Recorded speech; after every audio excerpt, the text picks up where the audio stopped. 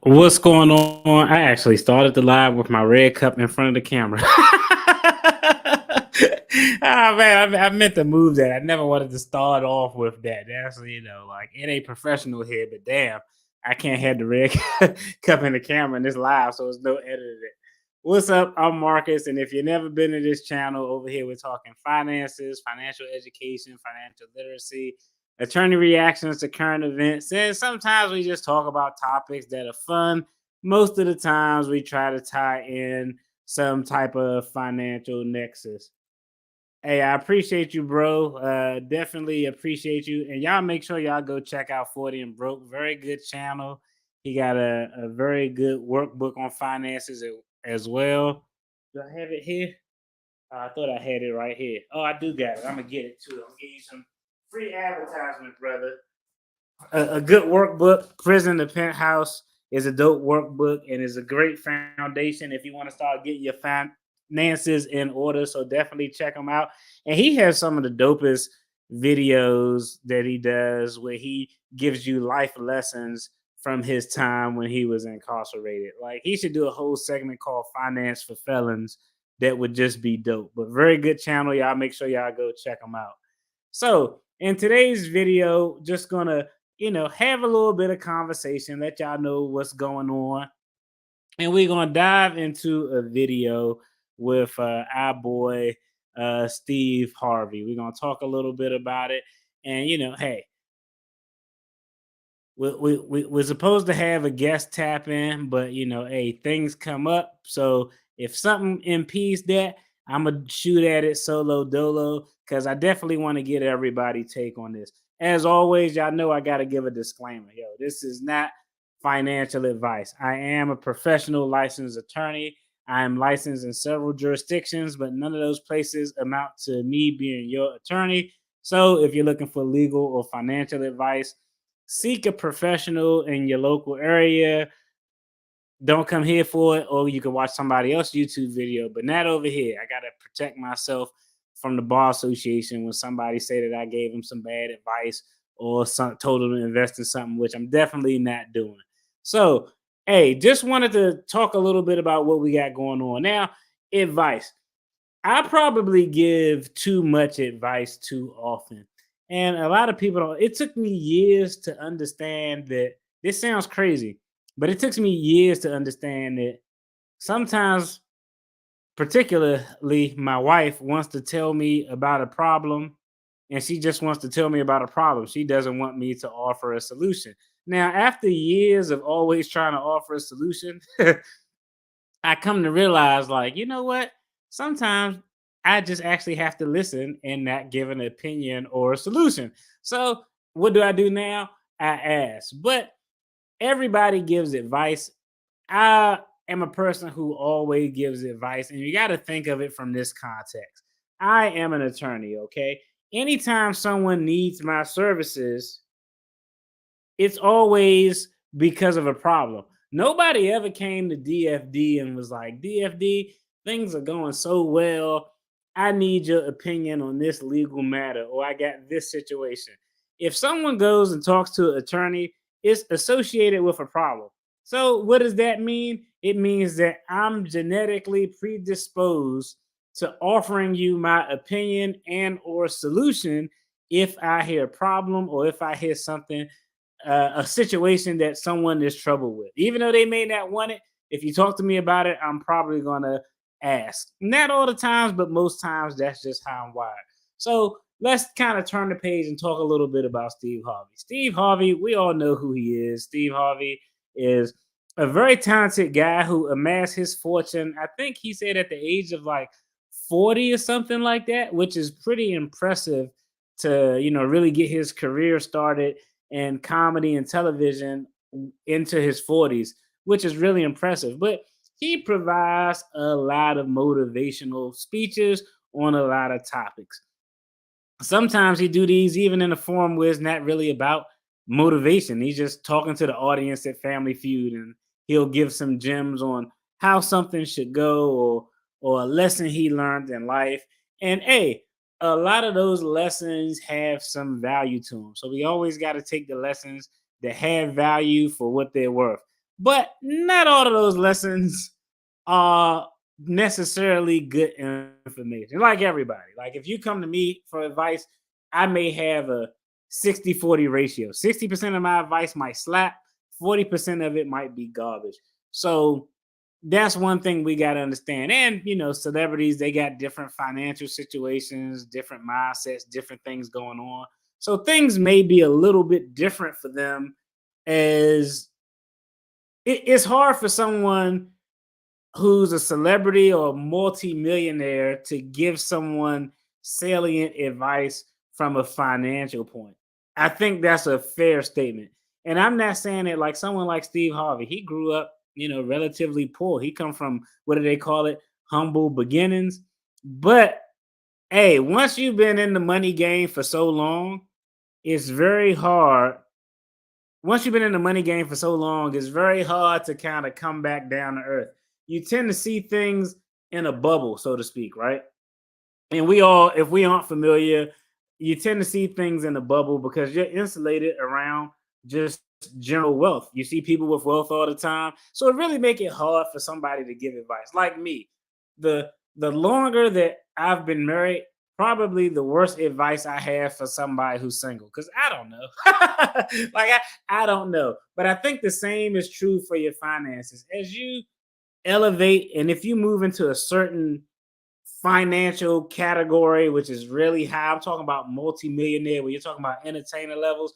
When you live that life for so long, that's why a lot of our politicians have a lot of trouble connecting with regular people because they aren't regular people because most politicians are multimillionaires 10, 11, 12 times over. So it really makes it hard to relate and come back. But that being said, you can get good advice from everywhere. I may not agree with some people across the board as a whole, but anybody is able to give a salient point of advice on one or two. What is the saying? A broke clock is right twice a day. So that's just kind of what it is. So we got to take that into consideration when we're talking about Steve Harvey and these comments. We're gonna see how everything go, how it plays out. Hold on, I got something that popped up, so I'm a little confused here. Uh. Oh, that's interesting. See, they got all these new features and everything. All right, so before I bring the guest in, uh-oh. They was in the waiting room. Now they not in the waiting room. But I'm gonna bring the guests in. They're online or they'll be online, back online. But let me give a bio. And I'm gonna actually read this bio because I read it and I was like, God damn, this is a good ass bio. I read this bio and I was actually impressed. I went from the short bio, then I read a longer bio, and I was like, damn, this person is amazing. Like, I'm not in a position for anybody in this field to hire them, but if I was, I damn sure would consider her. So let me go ahead and introduce y'all to who is going to be blessing the intellectual savage family tonight, and just tell y'all a little bit about her so y'all have some background. It's funny, I got stuff up here from some legal research I was doing, but we're going to have a special guest on. Her name is Nia. I tagged her YouTube channel in the actual title to this video is in the description. And I'm also going to run it across the banner on the screen. But Nia is the founder and creator of Perspectives, a personal finance education brand transforming individuals from struggling and stressed to empowered about money so they can achieve financial stability. She is an author, two-time author, amazing book. And hey, she evolved from dealing with her own financial struggles to be able to purchase her first home at 27, paying off $50,000 worth of debt. Hey, and I know y'all like the credentials because y'all always like people with the credentials because y'all feel like it provides that extra bump of validation to think that they know what they're talking about. And hey, I'm gonna give them credit. This sister, she knows what she's talking about. She has an MBA in finance, a great content creator. She's on TikTok, she's on IG. I'm gonna have all those banners come across the screen so y'all can see everything and y'all can get up with her. So without further ado, let me go ahead and introduce our guest and bring her on. What's going on, sis? How are you doing today? I am good. Thank you for the welcome, the warm introduction. Hey, your bio was amazing. I was like, damn, just some LinkedIn stuff. But it was definitely dope. Like when I saw your MBA, I was like, I thought so hard about changing the thumbnail to attorney and MBA react. but I had already did it, and I was like, next time. Meeting of the minds, meeting of the minds. I was like, next time. So, hey, we appreciate you for coming. I definitely am grateful that you could come. So, go ahead. I know I gave an introduction, but tell everybody a little bit about yourself, about your brand, about your company, and let them know where they can find you at before we dive in. Okay, so my name is Nia Adams. As you said, my company is called Perspectives. My goal is to change your money perspectives. The way you think about money determines how you use it, your relationship with it, and really, to be honest, how you leverage it in your life. So I want to help people change the way they think about money. And the way that I do that is by bringing down to earth, real life solutions to real life money problems. Because I want you to stop being, like stressed about it and Right. overwhelmed when it comes to your finances and become empowered, which means you'll be able to take control of your finances. So that's what I do. Like he said, I'm on TikTok, YouTube, Facebook. So for the most places, you can find me at Money Perspectives. I was going to be on YouTube, TikTok, Facebook, and Instagram. You can find me at Money Perspectives. And I come and I be honest. And a lot of, like he said, I can be honest because I'm also talking from my testimony. So I'm very relatable in my content because I'm not just talking, yes, I'm educated. Yes, I did the long studying, but I've also been through it myself. I've paid off debt multiple times. So I kind of know what it feels like when you on that other side. So I want to help bring you over here because it's a beautiful place to be. But I thank you for bringing me on. I always watch your videos. I love to hear your commentary and like your thoughts on different things. So I'm happy to be here. Hey, I appreciate it. I appreciate you coming in. Like I said, hey, across the bottom of the screen, I'm gonna put her website and her social, so y'all gonna see all that stuff pop up, Oh, and it's gonna be in the description box as well. So now we're gonna talk a little bit, give our reaction to Steve Harvey. Now I tell you, full candor to the audience, we had a brief discussion on it, but I yeah. didn't dive too deep because I like the genuine reaction. I didn't want to give her my complete take. She really didn't give me her complete take. So we gonna play this Steve Harvey clip. But just before we start, I was telling my thoughts on just advice in general. I think I typically don't agree with no one all the time. I don't even agree with myself all the time, which is crazy. It sounds insane, but it's true. It's not kind of insane. but I say I think for the most part, very often the advice that I do hear Steve Harvey give is pretty salient advice. Now, I'm not going to talk about marriage advice. That's a whole different conversation. But outside of marriage advice that I've heard him give or interviews I heard him give, I think that okay, he's pretty rational in his line of thinking for the most part. I would say probably if I had to give a percentage of things that I've heard, I haven't heard everything. I would say probably 65% of the time when he says something, I'm like, okay, I can kind of see where he's going. That makes sense to me. What are your thoughts before we even watch the clip on just because I know there's a lot of clips of him giving advice during Family Feud commercials and dropping spiritual gems. So what are your thoughts just on him in general?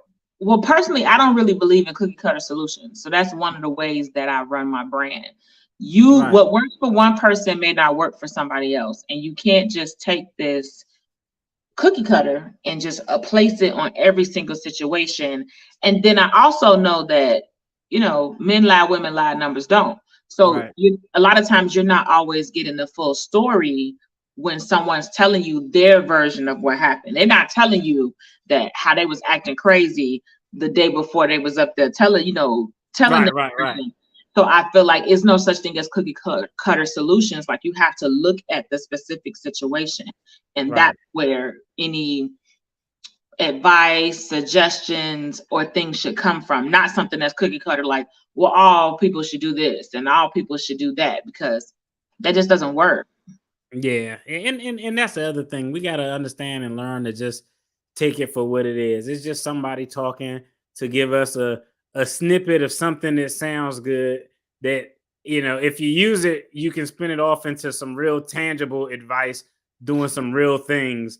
Just not taking that. I mean, trust me. His advice is like a YouTube short. It's just 60 seconds of something to entertain you and make you feel. As this the same way with my damn. Mine's is just a quick blurb of something. Mine too. Give you some insight, right, sis? You want to give them some insight, then hey, check out the That full ball content. rolling. I And want to get get and, that. and start, see what get the gears turning. So we on the same page with that one. So Mhm. let's go ahead and pull the video up now. I'm gonna give the context before we pull this video up.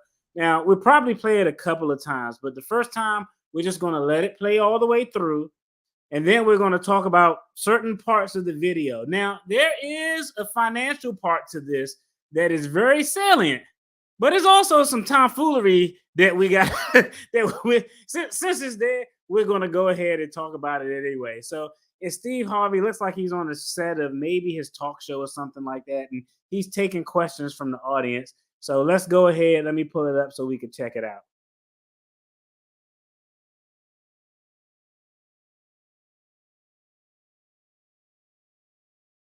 Let me make sure the volume is all good. All right. My ex, we recently broke up because we decided that our friends, lovers, household right now. Got to do it all together. But I just started dating back home, being that, I thought it'd be a good idea because it's my house and I pay the bills. But when I brought it over, I was wondering, would I be wrong to ask my ex to the house? Hey, girl, I pay the bills. I pay the bills.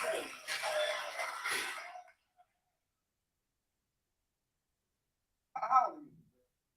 Oh, yeah, 30 years old. 30 years. Young as a dope. You understand God's grace that you still living. Let me tell you something, man. You see how many grown women in here? What would have happened if you'd have brought that woman to their house? That would have been yellow tape all around your house. Sit down with your lady. I've done some stupid things. Never this damn stupid. But I've done some stupid things. This is what I want you to do. This girl that's got the baby she wants. She don't have a lot of money. I want you to sacrifice, help her and the baby. And then I want you to do your fatherly duty.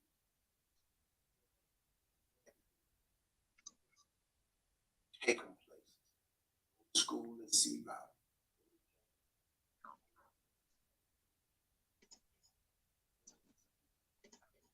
For hers, another one, so now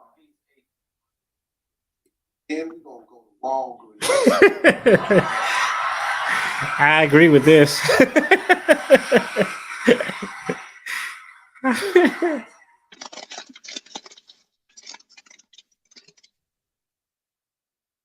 Buy some raincoats.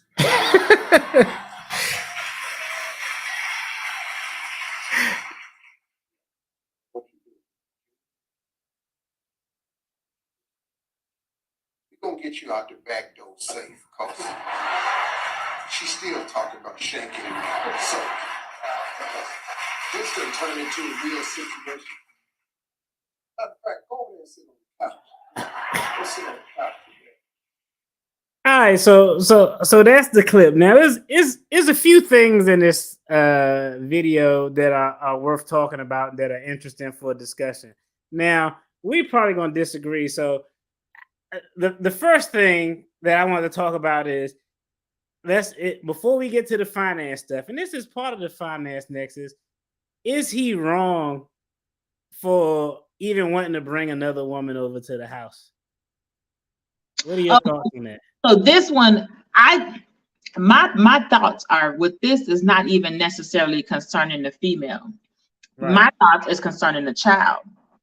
If you're the parent of the child, you're supposed to think of the best interest of the child.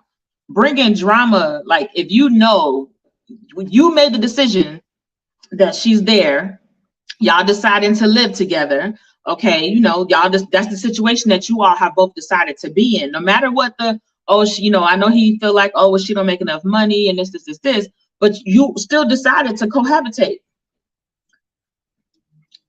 To bring somebody there, if you know they're gonna get into it, your child still is the one who losing, in my opinion. Right. Like forget the parents, forget the adults. The child is the one who losing because now the child is living with, and then it's confusing as hell to the child. Like what? Right. What, yeah. What's going on? You know, so to me, that's the problem. It's the child more so than the adults. You know. Okay, and that's a fair point. And I tell you, I didn't even think of it like that. My mind works a little bit different. I'm always thinking about the child first because the child, like the adults, they're grown.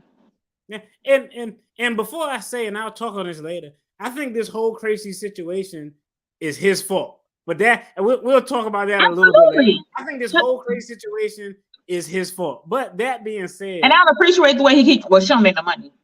Well, she ain't right. Well, you chose her. You chose her though. That's definitely a big part of it. But generally, if I'm just saying in general, I personally don't think that there's nothing wrong with him wanting to bring someone over or even ask her that. In general, that's the general rule. The exception here, though, is it's just stupid as hell to do.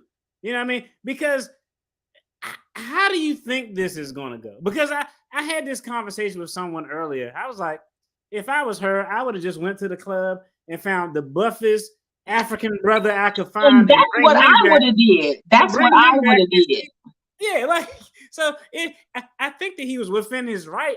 I mean, because if I'm looking at it from a past relationship, now y'all just roommates. Yeah, you could do it. Now, should you do it?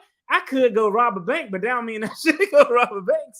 So I mean, I don't think it's a far-fetched question, but I think it's a dumbass question because she's there 24/7. What else do you expect is going to happen? And not only that, she's there with your child. It ain't like she's there twiddling her thumb and she's there, you know, being funny. She's there in the sense of taking care of your child. And if you agree that, okay, she don't make that much money, so y'all gonna cohabitate till she get on her feet, okay, fine. You made the decision. If you obviously have a problem with it, then you shouldn't have made the decision. Yeah, you shouldn't be cohabitating with her. I agree with that. So the next thing I wanted to talk about just kind of in this video, and this kind of goes to the finances. Steve's advice to him on how he should proceed financially. Because I think we all agree with him going to Walgreens. I was like, that's a like, bro, I was like, okay, number two, you about to dig yourself in the hole, right? He could have been at Walgreens before he got on the show, because you already got two, and you making these type of decisions. So what's going on with the other one? Is my question. Which is a fair question, but what do you think about Steve's advice in general to him to help his child's mother, his baby mother out and the kid? What are your thoughts as someone who you delve in this financial market? Because I'll tell you, I put a short video up, and before I give my take on it, I anticipated the response that I saw from most women, but I was shocked at the number of guys who were like, oh yeah, I agree, that's great advice. And I think it's terrible advice personally, but what is your take on it? So for me, I mean, I hate to be this person, but I think for that one, it depends. Has she held him down? Right. We don't know if there's been a situation where maybe she held him down in some aspect where he wasn't doing as well. Because we also all know as people who act real funny. Like people always say that, you know, money make money the root of all evil. No, that person was already like that. They just couldn't afford to act the fool. Right. Now they got enough money and now they can act the fool. And that's what he could be, one of those people like that, because to me, also, this being the mother of your child, for you to keep putting her down on national television like that, you know, That's she'll crazy. make no money. Like, to me, that's giving off your character. It's Right. giving you already got some issues going on for you to keep putting her down like that. Right. I'm not saying that. I don't think my advice would have been to tell him to just go help her, you know, get her apartment or whatever like that, because again, I teach about money. Is that gonna solve her problem? If he helped her get an apartment and helped her get in, it's just like them damn down payment assistance program. I Right. can give you $50,000 to help you get in the house, but unless you have the financial wherewithal, you're gonna go into foreclosure. So that's why I like you. no, it's the truth though. Right. But it was so many comments, and I see where they coming from. They basically saying, like, if you want the place to yourself, then help her get her own so she can have the place to yourself. But to me, you got to look a little bit deeper into the situation. And has she held you down like that? Because we all know plenty of women have held their baby daddies down when they was down and out. Right. So if she's held him down, then absolutely he should be holding her down, regardless of whether they're together or not, because it's for the better of the child at this point. At this point, y'all not important. Right. And I agree with that. But that was my point exactly. But everybody was so caught up in he should be a good father and help them out. I like the fatherly advice he gave about being in the child. That was excellent advice. Great advice. And he didn't say nothing, which means that he's not doing it, because he the type, he would have said something, because he was quick to throw her stuff out there. He would have been like, yeah, I do that. I do that now. And he didn't say that, which means he ain't doing it. He was quiet. He's just trying to quiet get as some hell. man. Let's just keep it at its simplest form. He just wants some cheeks to come over so he can enjoy himself. And it's impeding on his ability to get the yams. But how are you going to enjoy yourself? Right. Well, I mean, if she was cool with it, she could be in the next room with the baby and give it who. The baby could be crying. He'd be like, okay. He's like, your baby crying. The hell, and depending on how well he just met her, she shouldn't be getting brought home around his child any damn way. That's another conversation. Right. I agree on both fronts. Is a bad. You just meeting someone to bring them around in the first place. Right. But that's why she gonna act a fool and cut up too, because who the hell is this? The other part is, like, I don't know, like, that's kind of wild for a woman to be like, okay, you there with your baby mother and your kid? Come on, I'm down. I'm like, what? But that's the kind of woman he looking for, the one that's gonna be quick to be going to the house. I'm just saying. Right, but that was when we talk about the advice he gave, that was my entire point. I was like, wait, he want this guy to sacrifice to get her in a place that, just based on the facts we got, she probably won't be able to keep. Yeah, she's not gonna be able to do. Help her get a trade or a certificate or something so that she can increase her income and afford the place. I think that would be a better place finances. Right. And that was kind of the point I made. I was like, if they got to go from part-time to full-time daycare, or he adjusts his hour so work together, like kids, so she could do something. Help her get out your way. Exactly. The exact quote I said was, I was like, and then I'm like, let's just be honest. If the roles were reversed, everybody would say, put his ass out. I don't care if he held her down before. If the roles were reversed, we know unequivocally, not all, but a vast majority of the comments would be like, oh, he worthless. They don't want to know the background. They'd be like, put him out. He worthless. Yeah, I mean, hey, we just gotta, it's a cold game out here, but it's looked at different when it's men and when it's women. It's looked at. I know me. I'm telling you right now. It's definitely looked at differently. If that was my daughter in that situation, I'd be like, if you don't put this fool out, what's wrong with you? You need me to come evict him for you? No. But if it was my son in that situation, and that's my son, I would be like, hey, he gonna get different advice because the expectations for men and women are different. Whether or not we want it, nobody like gender roles unless it benefits them, but we have to. I say each relationship should have their own gender roles. Forget what everybody else got to talk about. We the ones here in this relationship, whatever works for us, forget them. Right, they ain't paying not a bill. Right. They ain't sweeping not a room. Right. And then the gender roles are gonna evolve over time. I can remember early on in my relationship, my wife always cooked. Now I'm like, I do most of the cooking because I like the way I cook and I cook better. But Well, early on, the invisible man, he never cooks for me. right. Ever. Yeah, I'm not cleaning up nothing though, but I'm not gonna clean up a damn thing. But cooking, that's Right. it. And that's y'all system. That's what works for y'all. Right. And so I think that advice, because and I said at the beginning, all of this is his fault because we don't have all the information. But he says she makes very little money, so I'm just going to take that. Repeatedly. He wants to make sure. I'm gonna take that as she doesn't make enough to live independently on her own.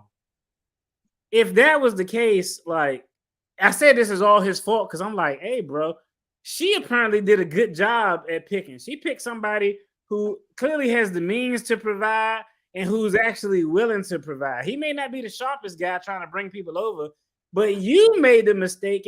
And how can I explain this? Because I don't want to sound like a gold digger or thought. Okay, I don't care. Or I never cared, and I think most guys I know don't care about what a woman does in their career. You could be a CEO or you could work at a bakery. The only thing that we generally care about is, do you have the means to at least take care of yourself in a responsible manner? Because if you make $600,000 or $60,000, if you're irresponsible with it, it's going to be trash. It's going to be trash either way. So I think all this is his fault because you made a bad choice. But I'm assuming if she came in a relationship, and I'm just assuming if she had this low income from the jump, you already knew that this situation would come if you had a child with her. So now you're here. You just going to have to be the one to deal with the repercussions and hope you don't get palimony, which is a real thing. Yeah. That part. Yeah, that's why I would be trying to help her get a trade or a certificate or something. A trade or certificate. So her income can increase. Right, like, definitely. You want to switch, like you said, swap with the baby, like do what y'all got to do. But I don't know. We don't know the situation that happened before, but I don't know. It could be animosity there. That could be the whole reason why he's trying to bring the girl back to the house anyway, is to be spiteful and get her back for something that he feel like she's old, or to prove he can move on and he can get somebody else. You just never know. These people crazy.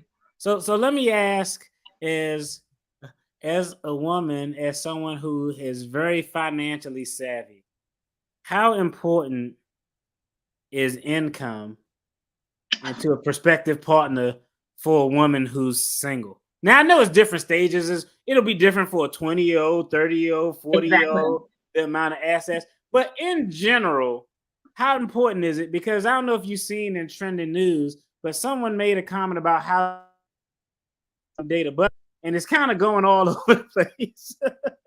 I made a comment about what? A sister made a comment on how they asked, I think what's the therapy woman on TV, Van Zant. Yeah, I ain't talking about Fix My Life. Yeah, she made a comment interviewing a sister and asked her, would you date a bus driver? And her first response was, does he own the bus?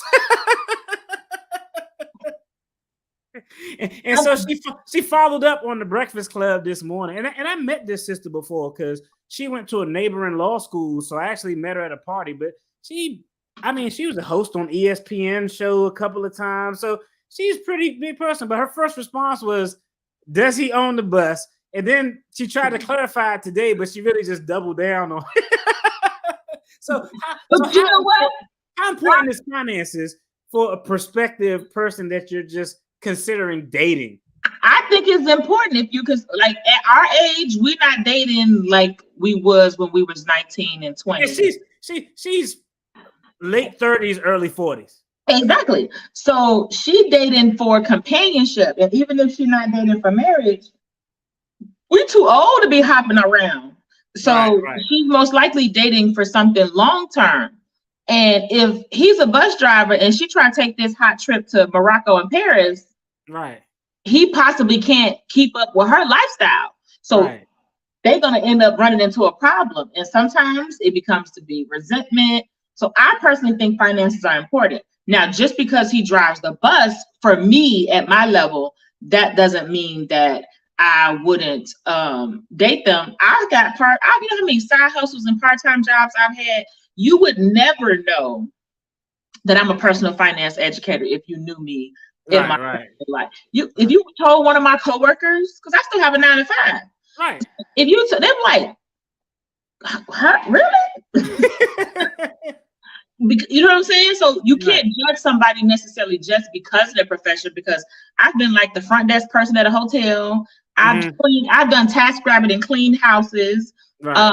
I've done Instacart and done shopping. Like, how you think I paid off $50,000 in debt? I was out here side hustling city. Right. So you can't necessarily I wouldn't necessarily make a judgment just because of someone's job, because that could be what I'm working to pay off my debt. That could be what I'm doing to get my down payment for my investment property. You don't never know, what the person might be doing. But I think at her level, it's going to make a difference.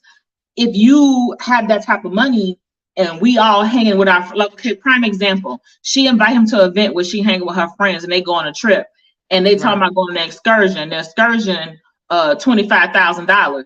Right. He the only person in the circle who can't afford it. I think that might be okay sometimes, but if it's an every single time thing, I think it would start to weigh on the relationship. I mean, you're an attorney. How much does finances occur in divorces? Right. Like, how much is that the main reason? Are we not giving credit for like, okay, what if the dude is bus drivers where I'm from make 6 figures, make more than a lot of lawyers I know. He making more than 6 figures, friend. All right, say again. He making more than 6 figures. Like, I got that, but okay, let's just, because I know I saw an interview that she did and she was talking about how she froze her eggs and all this. You're going through all of this. She's still planning to have children. Yeah, but my thing is, like, okay, if this guy can take care of himself, maybe he can't afford a $25,000 excursion, but he could travel, he could do what he wants to do. For the most part, he's not just a guy who goes to work and come home and never traveled or never did anything else. I'm not saying that he is. I'm just saying that it's going to be times where it might become an issue, him being at her level. And I think that after so long, it will become an issue. So prime example, I love to travel. I am a traveler. If I didn't have these financial goals, I would be gone every month. Right. I'm damn near gone every month now. Like, you know what I mean? Anybody who follows me on social media be like, damn. So if I meet somebody who doesn't travel at all, and then I'm going to try to, of course, encourage them to start traveling, because, you might put it down as something simple like, oh, well, you're traveling or you're going somewhere. Oh, you're always going away. But for me, it's not. Traveling is my therapy. I don't shop at Amazon, so there's not a lot of packages getting delivered to my door. I'm not, in the store shopping. I'm not a shopper at all. I don't have any hair, so I'm not at the beauty shop, getting my hair done. Travel is my therapy. So for you to try to take travel away from me is you taking a piece of me away. So if you're somebody who doesn't like to travel, don't want to see a plane, don't want to see a damn road trip, it doesn't necessarily mean that I'm judging your character. I'm just saying, I know we're not going to mesh. You either going to resent me at some point for always leaving you at home, because I'm not going to stop. Because if he could say, hey, we can, I'm good for a couple trips a year. Anything else? Yeah, listen to me.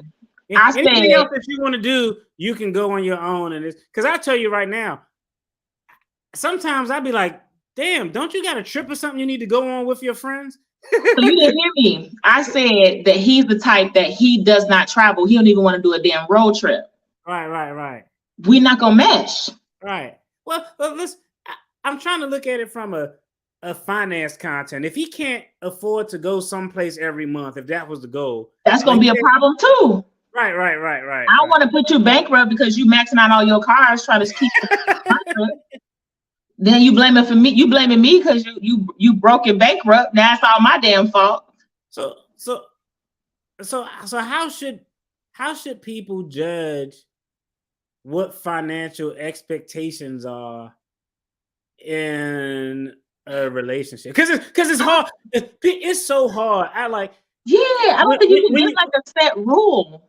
But when people start, like, I said this in the beginning, when you start making a certain amount of money, you really lose visibility of what reality is. And I say that because I was referencing Steve Harvey. He gave this guy advice as if he was a millionaire and he's a regular guy. So right, like he could go buy her a little, mini man a little condo in the corner of his property. Right, and it's just like, but I said sometimes that impacts us, even though we don't necessarily see it. If I hang out with all attorneys who make $150,000 or so, once that standard is set, you know what I mean?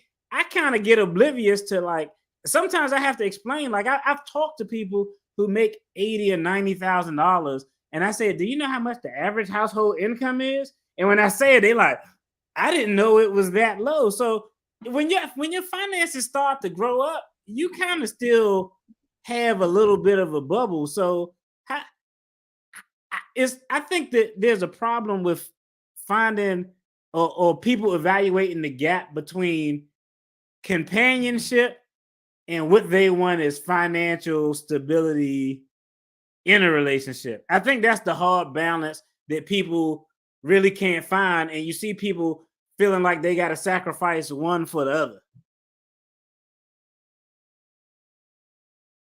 So I think for me, hey, we got some technical difficulties, but for me, I think that is kind of the big issue.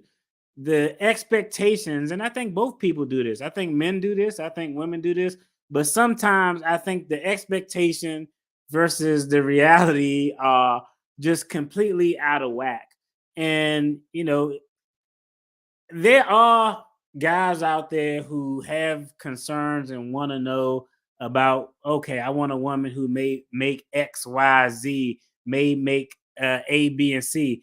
But I think for me and generally guys I know who are in a comparable tax bracket as I am, we generally could care less about what a woman would do. And I got friends who graduated law school and were starting out making $180,000. So I know they making a crap load of money now. And they're like, oh, I don't need someone who makes $100,000. If they made enough money to take care of themselves, I'm cool with that if they're a good person. But it's different for everybody. But I think finding that balance between what you want in companionship and what you want economically is just a difficult thing. And a lot of times is a balancing act. If you give up on one thing, that means you're making a concession somewhere. It's hard to find the exact thing that you want in that perfect situation.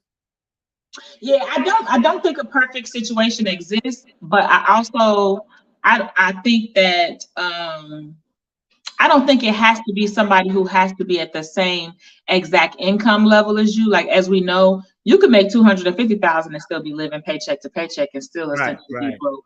And then you could be making $80,000 and be living your best life.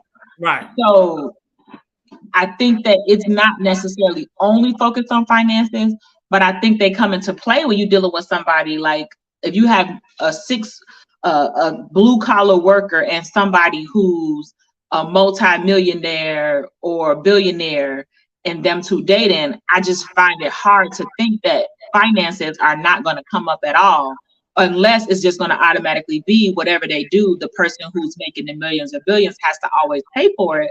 And that, again, might become something that it might be okay when you're in love and all that is great. But when you're starting to get to 10, 15, and 20 years, it's not going to work out too well. And I'm thinking more so as far as longevity, not necessarily like initial dating. And longevity, if I've always had to pay for everything, always, are you doing something extra? You know what I'm saying? It's going to end up being that. You know how it gets. Right. It's not a problem until it comes up and become a problem. Right, exactly. You know what I'm saying? So I feel like long term, it will become an issue. And it's not necessarily meaning that you're not judging the person because of their finances. It's the reality of it. Like with my travel thing, I'm not judging them because of their finances, but are you telling me, oh, well, you're not going to be able to travel because I can't afford to travel with you? Right. And it's going to be like, so what do? I'm not a drinker. I don't party. So I just got to sit in the house and do nothing now. because you can't travel with me. Like, that's Right. not fair. Especially if it's more than just travel to me. Right. Well, I mean, but in that same situation with the travel, what if it was a guy with means and he just was like, I just don't want to go everywhere. It would be the same problem. Yeah, same issue. So yeah. It's not saying that they have to go every single time I go somewhere, but if it's somebody who don't want to ever travel, I think eventually they would get tired of me. Right. And That's I'm not fair. saying I would be traveling every month like I do now. That's one of the reasons I travel as much as I do now, you know, because I'm single. So I'm free to, you know, roam about the country. But it's not like I'm going to say, oh, I'm in a relationship now. I haven't seen an airplane. That's not realistic. Right. So I think it becomes a financial thing simply because it's going to take finances to be able to take trips. If you look into most people that's in like the travel community, it's typically people who have established jobs, because you got to be afford to do all that country hopping. Oh yeah, you can. Yeah, you get. I know. My wife is in the travel game, so she coordinates all that stuff. Somebody Yeah. asked me like, I said something about vacation. They was like, "Where y'all going?" I was like, "Honestly, I don't know. I just block the dates off, and I know about how much it costs. I don't even. I just show up with a bag packed." So that's how my friends are, because I do an annual trip with my friends every year. I'm normally the planner for, if I'm doing any type of group trip, I'm typically the planner. I'm not a travel agent, anything like that. Don't want to be, but I typically plan our trips. Right. So same thing. They just, when the money due, just tell me what day the money due and how much. Right. Yeah, you just show up and and pay it. That's kind of where I'm at. But it seems like I see that a lot with I feel like education, credentials, and finances are the two areas where I see, and I can only speak for women attorneys, but those are the two areas when I talk to all my homegirls who are attorneys, who are single, is a common consensus where, well, if I have this degree, this person has to at least have this or that. And my thing is, and I understand when you're older, there's when you're younger, is it's fair to give someone more room for the growth and development because they're younger. So if you're 20 and you meet someone who's 22, you're probably going to be more inclined to give them the opportunity to grow versus if you're 42, you're like, hey dog, you should be you should be grown already. What are we doing? And you know what? It's like, it's okay that you're not grown already. It's okay that you need time, but it just might not be with me. Right.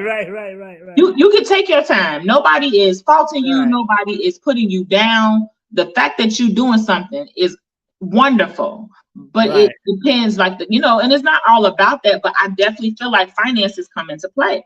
Right. Because I think he was resentful that she don't make a lot of money, because he made sure he mentioned that plenty of times. He wanted the world to know. Yeah. I think that's always a problem, and I don't The know. world to know she ain't got no money. I don't know if you saw. I started watching it in the finance documentary that's on Netflix that everybody was talking about. I have not. I don't have Netflix. And I girl, you can Oh, share that's passwords. something else I don't do. I don't You gotta watch get on the TV. game. You gotta get on the game. But I watched maybe the first 20 minutes, and I was like, I can't watch this So I because don't watch TV. oh, okay. It kind of frustrated me, but it was a couple on there, and at one point, and I say this all the time. I generally think, I'm not gonna say all, but I think for most, I think it's fair for when a woman to get married, there's an expectation that that marriage should bring more convenience and economic stability to her life. I think that is completely fair. If we look at marriage from its earliest days and caste systems and arranged marriages, it was all about arranging a marriage with someone who had good economic means so that your daughter and their children can be in a better economic playing field. So when people say, oh, you worried about money, I'm like, that's what women have historically done. Marriage should bring some economic comforts. But it was a couple who husband made all the money, wife was working, then they switched roles, and this wife was making, they looked at their bank accounts blindly, look at their bank statements blindly.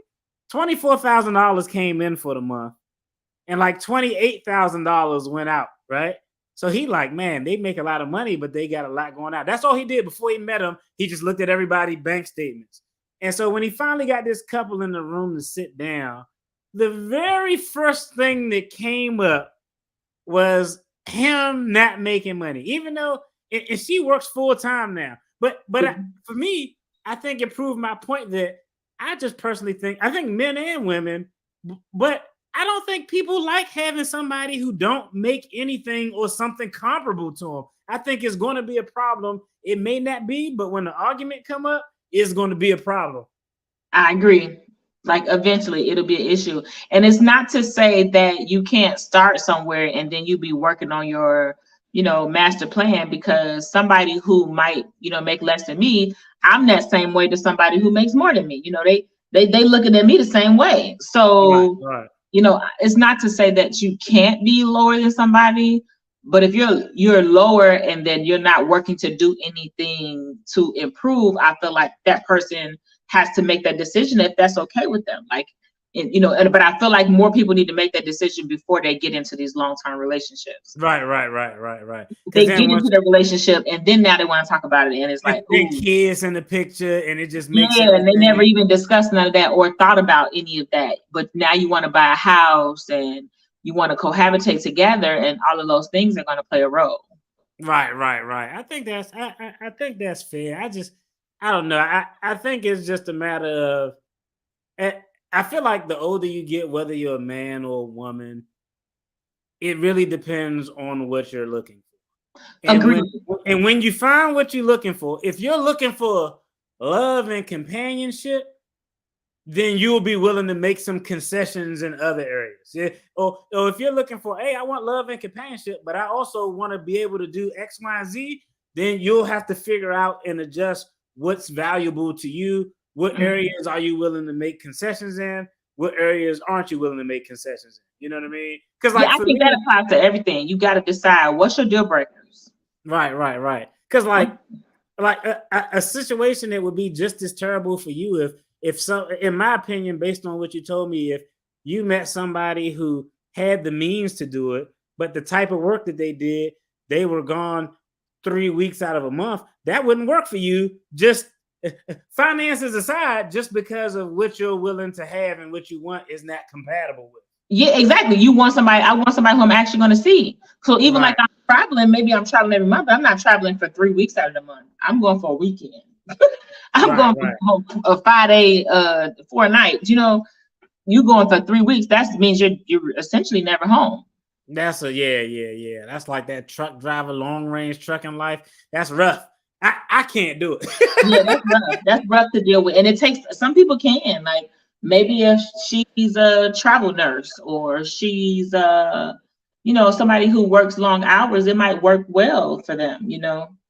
I used to tell when I was in the military, and when you're going on deployments and for 15, 12 months, I used to be like, bro, like this was before I was married, but all my guys who was married, I'd be like, man, tell your wife to get in. Because if she was just a housewife before and you aren't there, I used to be like, bro, tell her to go to school. If she want to do nursing, whatever it is, get her involved in something, because idle time is the devil's playground. All that free time, I already know. Don't give me that much free time. I mean, it's the truth, though. It's the truth. It is the truth. Right. So but yeah, I think you hit on the head. Like, it's really just in the beginning, you got to decide what it is that you want and you're looking for. Right. How I guess and then the other thing too is, I always say when you talk about, if you're in a relationship and it's working out and there is that big deviation, because generally if two people are on equal financial terms, I can understand why there would be no need for a prenup if they're talking about marriage. Because I'm like, I don't know. It also depends if they had children before they got married. So I plan on having a prenup and a postnup personally.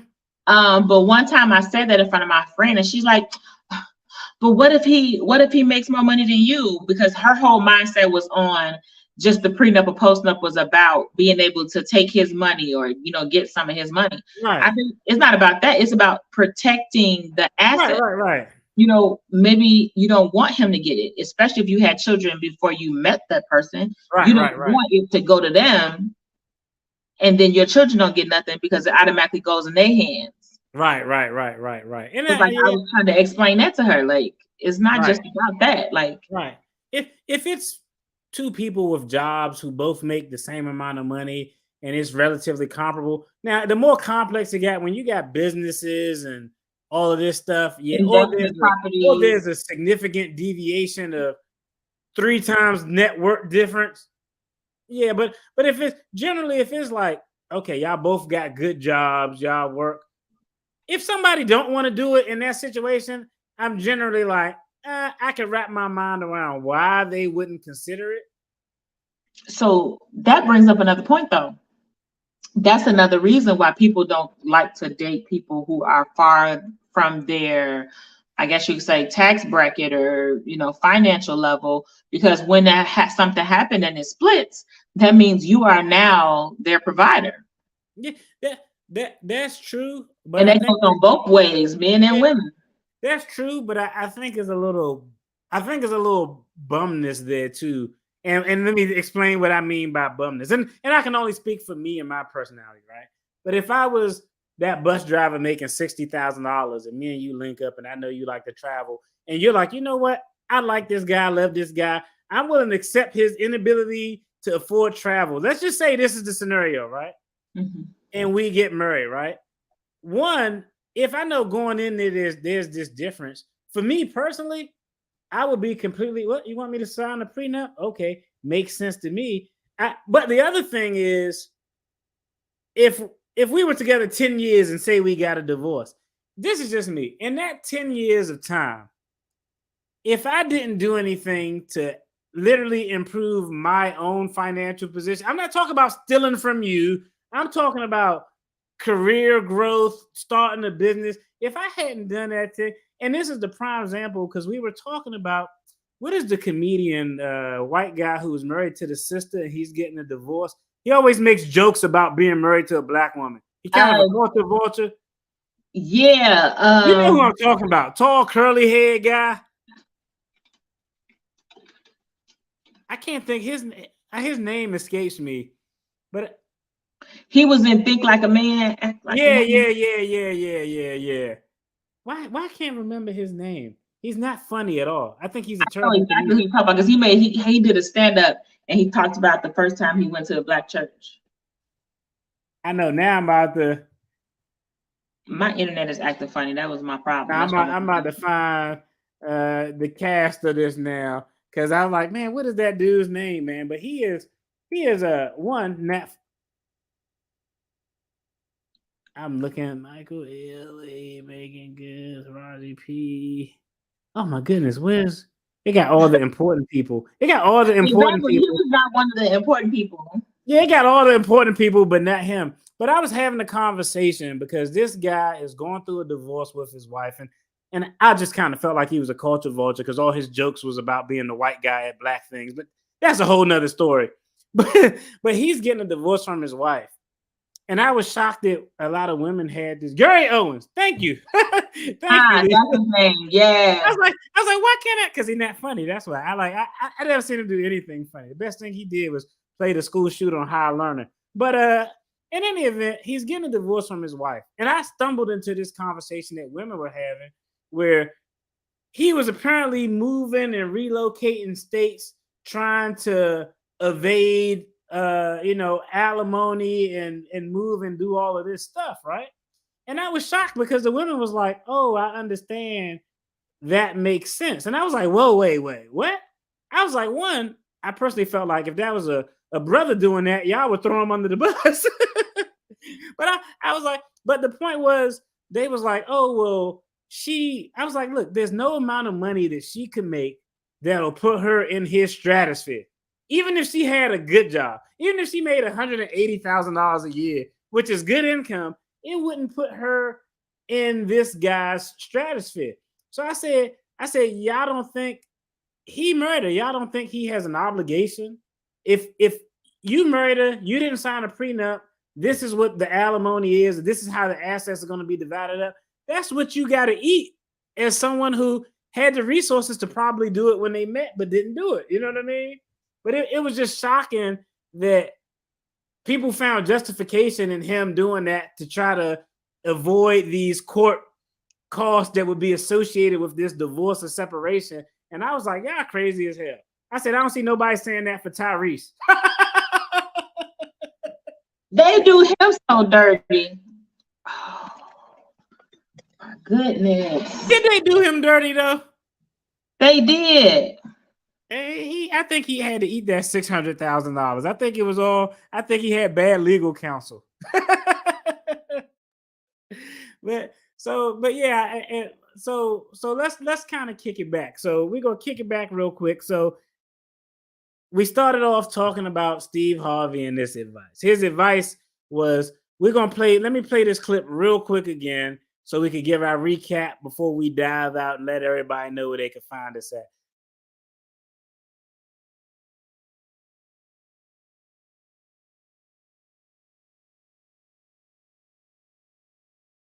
My ex, we recently broke up because we decided to our friends, lovers,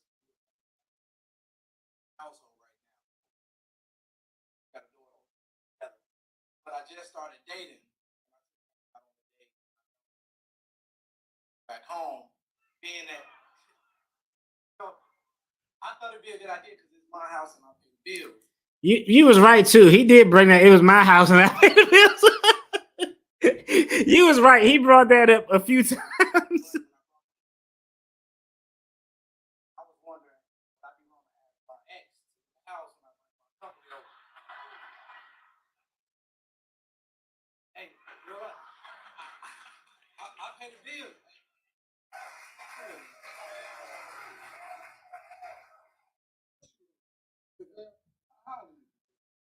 Oh yeah, 30 years old. 30 years. You understand God's grace that you still living. Because let me tell you something, man. You see how they grown women in here? What would have happened if you'd have brought that woman to their house? That would have been yellow tape all around your house. Sit down with your I've done some stupid things. Never this damn stupid. But I've done some stupid. This is what I want you to do. This girl that's got the baby, she working. I want you to do. I want you to sacrifice, help her and the baby. And then I want you to do your fatherly duty. And I want you to do your daddy duty. Fatherly duties, daddy duties. That's all good advice right there.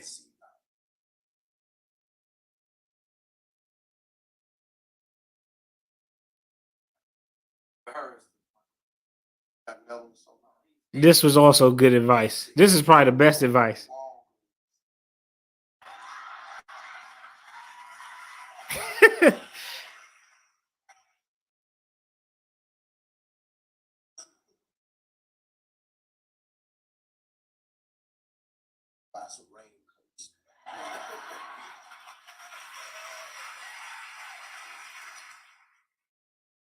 So what we were talking about was his financial advice that he gave this young man of making sacrifices to be able to get his baby mother and his child into a place. And my position was, I think that is absolutely terrible advice. Why is that terrible advice? Because if he makes sacrifices to get them into a place and she has a low income, she won't be able to sustain that. She won't be able to maintain that property. She won't be able to pay the rent, the mortgage, whatever it is, no matter the sacrifice he makes. So that's terrible advice. And for me, it goes back to that age-old adage, give a man a fish, he'll eat for a day, teach him to fish. The sacrifice that he should be making is, I don't care if it's paying for extra daycare costs, switching his schedule up, but working with her over a period of time so she can find employment that allows her to be able to take care of herself and provide for herself. Steve Harvey just gave a regular Joe millionaire advice. Like, yeah, Steve Harvey could go out and buy a woman a house and it's not going to be nothing. But this brother not going to be able to do that. So I do agree that it's generally a good idea to, help your child's mother when you can. but he shouldn't make financial sacrifices to put her in a place that she can't maintain on her own. I think that's just bad luck, bad for business. Yo, before we dive out, y'all make sure y'all check out the link in the bio. Go check out Nia's channel. She's on YouTube. She's on IG. She's on TikTok. Her website, I scrolled it across the screen, and is also going to be in the description box of this video. I'm out. Y'all take care. Be blessed. Peace.